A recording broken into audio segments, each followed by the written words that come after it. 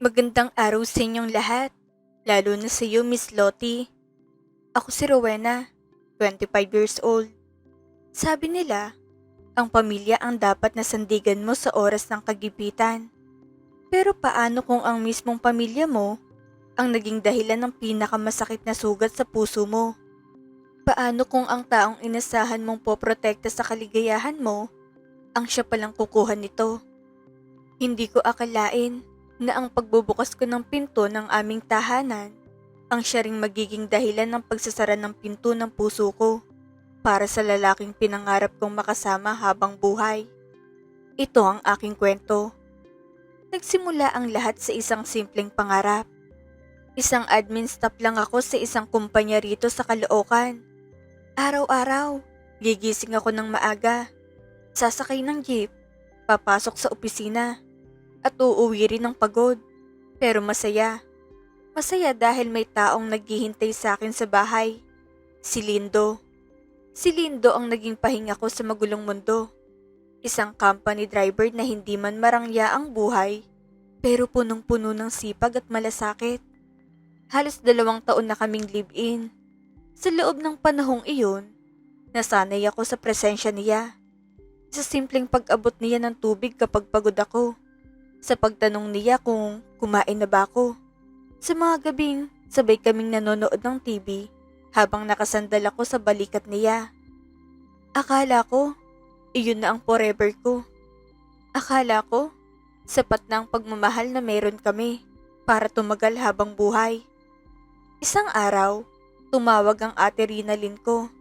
Si ate ay isang sales agent sa isang car company. Palaging maayos ang itsura. Palaging may kumpiyansa sa sarili. Siya yung tipo ng babae na kapag pumasok sa isang kwarto, mapapalingon ka. Weng, baka naman pwede makistay muna sa inyo. Pansamantala lang, hanggang sa makahanap ako ng sariling apartment. Pakiusap niya. Halatang pagod ang boses sa kabilang linya. Noong una, Miss Lottie, nag-aalangan ako. Hindi dahil sa madamot ako ha, kundi dahil may multo ng nakaraan na pilit kong iniiwasan. Alam ko kasi na mag-ex sina Ate Rinalyn at Lindo. Hindi iyon simpleng relasyon lang. Sila yung tipo na pinag-usapan na magpakasal noon. Sila yung halos hindi mapaghiwalay. Hanggang sa bigla na lang silang naghiwalay nang walang malinaw na dahilan. Pero bilang kapatid, nanaig ang awa ko. Sige ate, pamilya tayo eh. Hindi kita matatanggihan. Sabi ko, kahit may konting kaba sa dibdib ko. Kinausap ko si Lindo tungkol dito. Tahimik siyang nakaupo habang nakikinig. Hindi ko mabasa ang ekspresyon niya. Lindo, okay lang ba sa'yo na makitira dito si Ate Rina? Alam mo naman, wala siyang matutuluyan. Saglit siyang tumingin sa akin. Walang emosyon ng mga mata niya. Pero tumango siya. Kung okay sa'yo, Weng, okay lang din sa akin. Nakaraan na naman yung sa amin eh. Wala na yun. Iyon ang pinanghawakan ko. Ang salitang, nakaraan. Noong una, napaka-smooth ng takbo ng buhay namin. Parang walang mali. Parang walang tensyon. 3 kaming kumakain sa iisang mesa. Sabay-sabay kaming nagtatawanan. Minsan pa nga, naiisip ko, ang swerte ko. May boyfriend ako. May kapatid ako sa tabi ko. Parang buo ang mundo ko. Si Ate Rinalyn, wala kang masasabi pagdating sa gawaing bahay.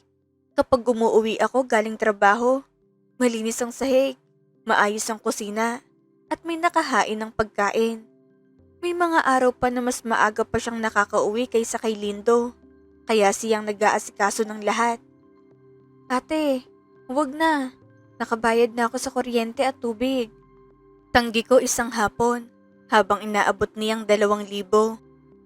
Tanggapin mo na, Weng. Nakikitira na lang ako rito. Nakakahiya naman kung wala akong ambag. Sabi niya habang pilit inilalagay ang pera sa kamay ko. Dahil hindi niya ako tinitigilan, tinanggap ko na rin. Unti-unti, nasanay ako sa presensya niya sa bahay, sa kusina, sa sala, pati sa mga simpleng sandali naming tatlo. Pero habang lumilipas ang mga buwan, may nagbago. Hindi ko agad napansin. Dahan-dahan, paunti-unti. Napansin ko na mas madalas nang mag-usap si Lindo at si ate sa sala kahit wala ako. Minsan, pagdating ko, bigla silang tatahimik. May mga pagkakataon ding sabay silang tatawa. Yung tawa na parang may sariling mundo na sila. Noong una, pinilit kong hindi bigyan ng mali siya. Magkakilala naman na sila noon. Sabi ko sa sarili ko, normal lang na maging komportable sila. Pero may mga bagay na hindi mo maitatago sa pakiramdam. Alam niyo yung pakiramdam na kahit magkatabi kayo sa kama, parang ang layo-layo ng iniisip niya. Ganoon si Lindo. Dati, siya ang unang yumayakap sa akin bago matulog. Ngayon, nakatalikod na siya agad. Dati, kinukwento niya sa akin ng buong araw niya. Ngayon, okay lang, na lang ang sagot niya. Dati, akong hinahanap niya. Ngayon, parang hindi na. Mas masakit pa. May mga gabing naririnig ko ang boses niya sa labas ng kwarto. Kausap si ate. Mahina, pero may lambing. Sinubukan kong isalba. Isang gabi, habang nakahiga kami, pinilit kong lakasan ang loob ko. Pinilit kong ibalik ang dating kami. Lumapit ako sa kanya. Hinawakan ko ang kamay niya. Lindo, mahina akong tawag. Magpakasal na kaya tayo? Sandaling katahimikan ng sumunod. Ramdam kong pagbigat ng hangin sa pagitan namin. Halos 3 taon na rin tayong magkasama eh. Baka ito na yung tamang panahon. Hindi siya tumingin sa akin. Nakatitig lang siya sa kisame. Wala pa tayong sapat na pera para doon, Weng. Mahirap magpakasal ng hindi handa. Sagot niya. Nanatili siyang nakahiga. Parang walang bigat ang mga salitang binitawan niya. Samantalang ako, pakiramdam ko ay may kung anong dumagan sa dibdib ko. Gusto kong magtanong pa. Gusto kong ipaglaban ng gusto ko. Ang kami, pero pinili kong manahimik. Nasaktan ako, pero inunawa ko. Tama naman siya. Mahal ang gastusin sa kasal. Hindi biro ang responsibilidad.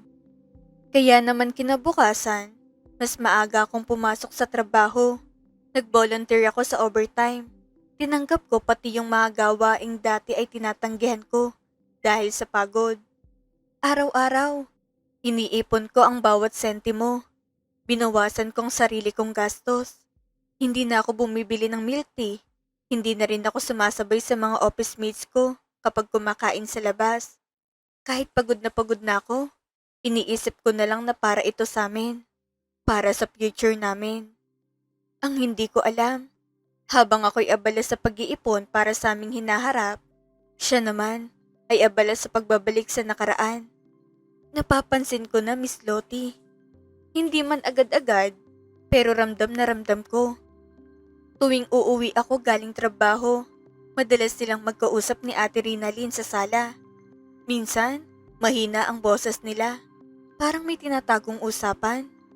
Minsan naman, bigla silang tatahimik kapag narinig ang pagbukas ng pinto. May isang beses pa, papasok ako sa kusina para kumuha ng tubig. Narinig kong mahinang tawa ni Lindo. Yung tawang dati ay ako lang nakakarinig. Pagpasok ko, bigla silang tumigil. Nagkatingin ng sandali. Saka nagkunwaring abala sa kani-kanilang ginagawa. Noong una, pinagsasabihan ko ang sarili ko. Weng, kapatid mo yan. Boyfriend mo yan. Huwag kang praning. Paulit-ulit kong sinasabi yun sa sarili ko. Parang mantra. Pinipilit kong patahimikin ang kutob ko. Sinabi na rin naman sa akin ni Lindo na wala na siyang nararamdaman kay ate. Pinaniwalaan ko ang bawat salita niya. Dahil mahal ko siya. Dahil ayokong sirain ang katahimikan namin. Dahil lang sa duda. Hanggang sa isang araw, biglang nag-anong si Ate Rinalyn. Weng, nakahanap na ako ng malilipatan. Lilipat na ako sa susunod na linggo. Napatingin ako sa kanya. May kung anong gumaan sa dibdib ko.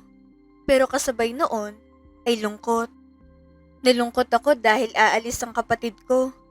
Pero sa totoo lang, Napanatag din ako. Parang may tinik na matagal nang nakabaon sa dibdib ko na unti-unting nahugot. Akala ko, kapag umalis na si ate, babalik na sa normal ang lahat sa amin ni Lindo. Tinulungan ko pa si ate na mag-impake. Inayos ko ang mga damit niya. Tiniklop ko isa-isa. Tinulungan ko siyang ilipat ang mga gamit niya sa bagong apartment. Isang maliit pero maayos na unit. Ate, okay lang naman kung dito ka muna. Sabi ko, habang inaayos ang kortina sa bago niyang tirahan. Ngumiti siya, pero may lungkot sa mga mata niya. Kailangan ko na ring magkaroon ng sariling space. Sagot niya, hindi ko na pinilit, ni hindi ko na tinanong kung bakit parang may itinatago siya. Akala ko iyon ang ending ng kaba sa dibdib ko.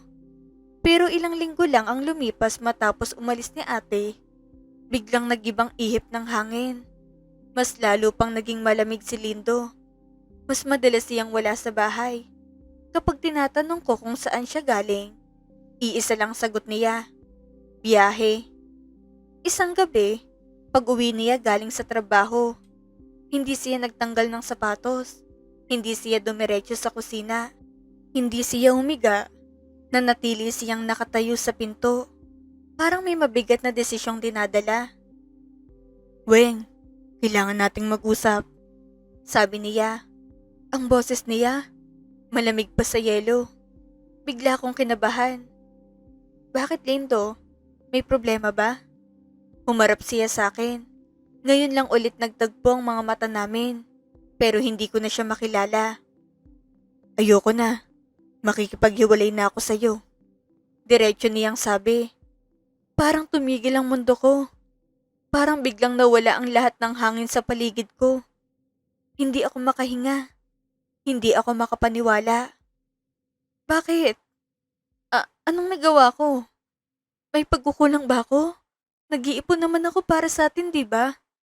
Sunod-sunod kong tanong habang tumutulo ang luha ko. Lumapit pa ako sa kanya. Hinawakan ng braso niya. Parang kaya ko pang pigilan ang pag-alis niya. Pero umiwas siya. Yumuko siya. Hindi ikaw ang problema, Weng. Ako. Kasi, mahal ko pa pala si Rinalyn. Hindi ko kayang lokohin ang sarili ko habang kasama kita. Doon na gumuho ang langit sa akin.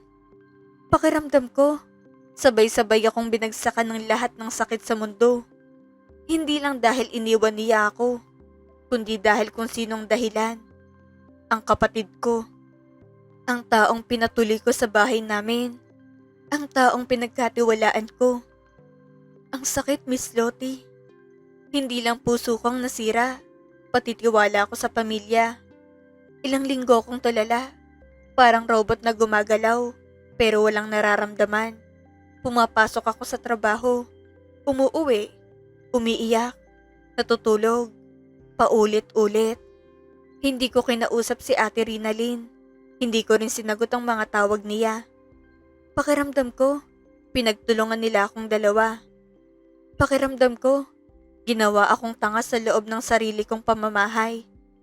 Pero isang araw, dumating siya. Bigla na lang siyang nasa harap ng pintuan ko. Namumugto ang mga mata.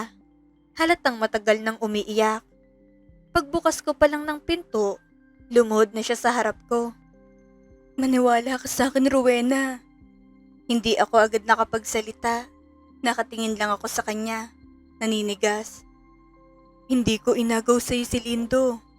Kaya ako umalis sa bahay niyo dahil naramdaman kong bumabalik ang nararamdaman niya sa akin. Nanginginig ang mga kamay niya habang hawak ang laylayan ng damit ko. Umalis ako para maging maayos kayo. Para sa'yo mapuntang atensyon niya. Ayokong masirang relasyon niyo dahil sa akin. Napapikit siya sa katuluyang napaiyak. Pero hindi ko naman akalain na susundan niya ako. Naiiwan ka niya. Paliwanag niya. Tinignan ko siya. Gusto kong magalit. Gusto kong sumigaw. Gusto kong ilabas lahat ng sakit na ilang linggo kong kinimkim. Yung mga gabing umiiyak ako mag-isa. Yung mga tanong na walang sagot. Yung pakiramdam na ipinagpalit ako. Pero habang nakatingin ako sa kanya, nakita kong totoo niyang luha. Hindi iyon pilit, hindi iyon paawa. Iyon ang luha ng isang taong nahihirapan din, ng isang taong naguguluhan at marahil nagsisisi. Huminga ako ng malalim, nanginginig ang dibdib ko. Sa huli, kahit gaano kasakit, nanaig ang pagiging magkapatid namin. Baka kayo talaga sa isa't isa, ate. Huwag niyo nang pigilan pang nararamdaman niyo. Wala na rin naman kami ni Lindo eh. Sabi ko na lang, kahit ang totoo ay durog na durog ako. Umiyak siya ng mas malakas na narinig niya. Yakap-yakap niya ang sarili niya habang paulit-ulit na humihingi ng tawad. Pero ako, hindi na ako umiyak sa harap niya. Para bang doon ko pinili na ubusin ang natitira kong lakas.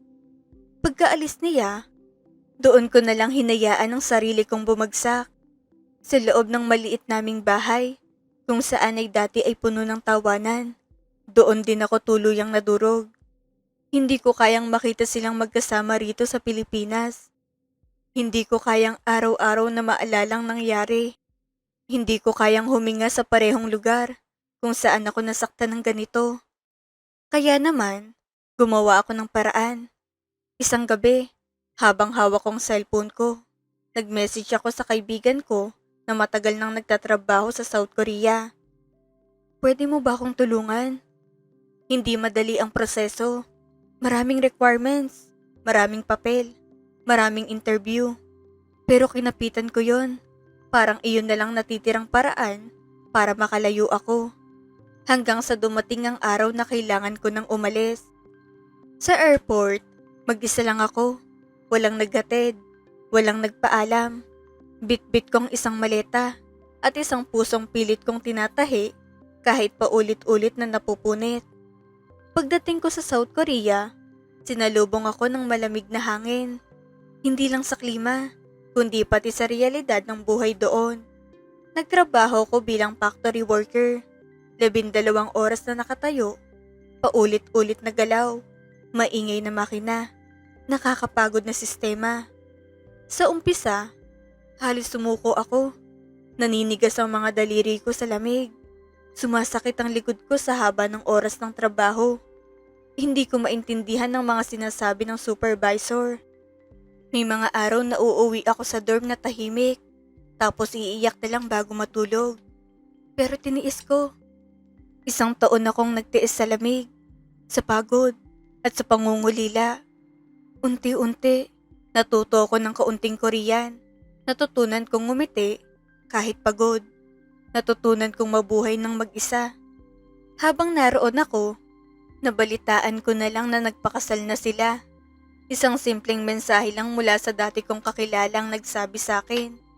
Walang detalye, walang larawan. Pero sapat na yun para maramdaman ko ulit ang kirot. Hindi ko sila kinausap. Hindi ko sila binate. Pinili kong lumayo. Hindi dahil galit pa rin ako, kundi dahil iyon ang paraan ko para mabuo ulit ang sarili ko. Tanggap ko na sila ang itinadhana. Pero masakit pa rin na isipin na kailangan kong mawala para sila ay sumaya. May mga gabi pa rin na naiisip ko. Paano kung hindi ako pumayag na tumira si ate? Paano kung mas naging matapang ako? Paano kung ipinaglaban ko si Lindo? Pero sa bawat paano kung, pinipili kong bumalik sa katotohanan. Tapos na yun. At unti-unti, natutunan kong tanggapin. Pero alam nyo, Miss Lottie, totoo ang sinasabi nila. Kapag may isinarang pinto, may magbubukas na bintana. Dito sa Korea, nakilala ko si Kim. Una ko siyang napansin dahil siya yung tahimik na lalaki sa production line. Hindi siya masyadong nagsasalita pero palaging handang tumulong. Isang beses, nahulog ko ang mga dala kong materials at siya ang unang lumapit para tulungan ako. Ngumiti siya. Simpleng ngiti, pero ramdam kong kabaitan. Noong una, hirap kami magkaintindihan. Puro gestures lang. Konting English, konting Korean. Pero kahit ganoon, may koneksyon. Unti-unti, nasanay kami sa presensya ng isa't isa. Hinahatid niya ako sa dorm pagkatapos ng shift.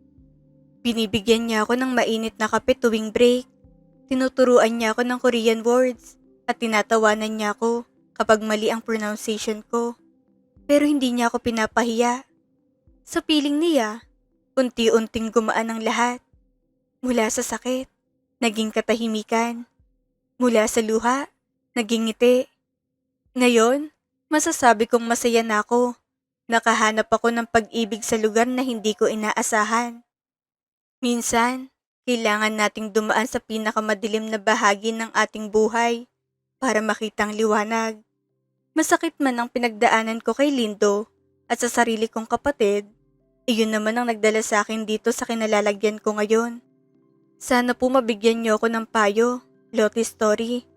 Hanggang ngayon, may konting kirot pa rin kapag naaalala ko ang pamilya ko sa Pilipinas. Tama bang ginawa kong paglayo at pagputol ng komunikasyon? Kayo mga ka-story, anong maipapayo o masasabi niyo sa kwento? Isulat niyo na lang sa comment section ng inyong mga saloobin. Maraming salamat sa pakikinig.